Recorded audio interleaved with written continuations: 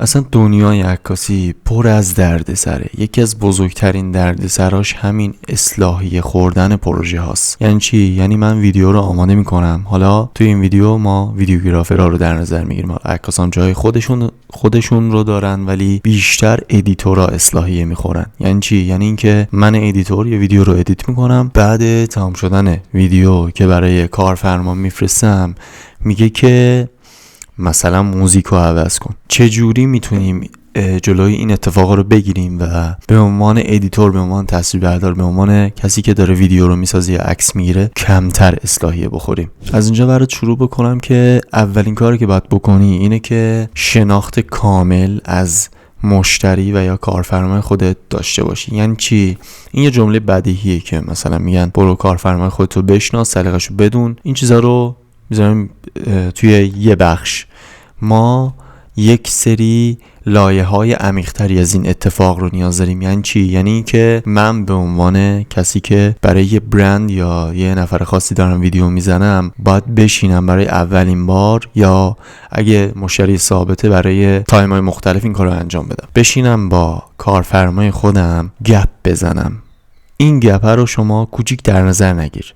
خب اینطوری که مثلا من با کارفرمای خودم میشم توی کافه‌ای گپ میزنم در مورد کار، در مورد سلیقه خودش، در مورد اینکه مثلا چه رنگی رو دوست داره و توی حالت عادی چه موزیکایی حتی گوش میده. اینا یک سری دیتاهایی هستن که این دیتاها رو جمع کنید کنار هم، توی روند ساخت و تولید پروژه خیلی بهتون کمک میکنه که همون اولش سلیقه شما و سلیقه کارفرما مچ بشه. هر چقدر این سلیقه مچ‌تر بشه با سلیقه کارفرما، کار شما هم راحت تر. یعنی اصلاحیه نمیخوره، یا اگه حتی بخوره خیلی کم این اتفاق میفته. اگر هم مشتری ثابت باشه اوایل این اتفاق میفته، ولی بعد یه مدت میفته روی دور روال و اصلا اصلاحیه نداریم. شما کار رو تولید میکنی، میفرستی برای کارفرما، تایید میره برای انتشار. در مورد این شناخت کارفرما باید بهتون بگم که ارتباط شما با کارفرما بستگی به قدرت روانشناسی شما داره، قدرت بیان شما داره. این که بتونید با همه آدما، همه مدل آدم میان برای شما پروژه میدن. شما نمیتونید که سلیقه‌ای انتخاب بکنید، مگه اینکه مثلا به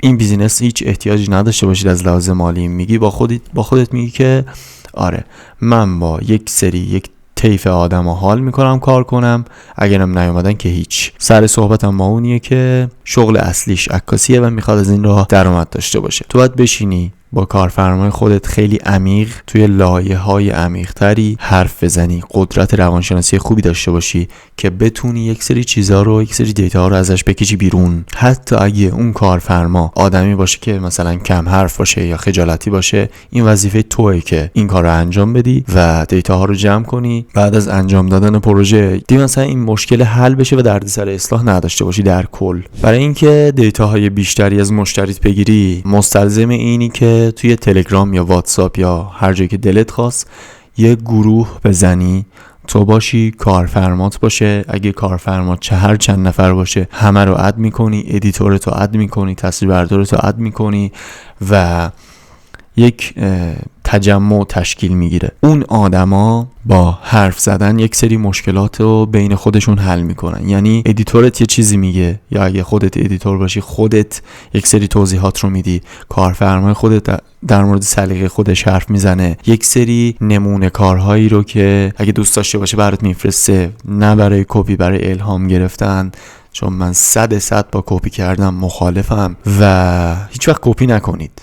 میونه کلام اینو بگم که هیچ وقت کپی نکنید. آدم مثلا یه سری مشتری‌ها هست که آدم خودش میگه که حالا اینو کپی کنم آدم قابلی هم نیست، مثلا ردش کنیم بره. خب شما اینو در نظر بگیری که من اینو کپی کردم، کارم دوست داشت، همه تیکا رو زدم. اون کاری که شما برای اون مشتری میزنی میره و چند تا مشتری دیگه برات میاره. شاید مشتری برات بیاره که آدم خفنیه و خیلی چیزا میفهمه. اگه ببینه کارتو کپیه، دیگه این راه ارتباطی شما مسدود میشه و تو فکر این نباش که من این مشتری رو رد کنم بره اوکیه.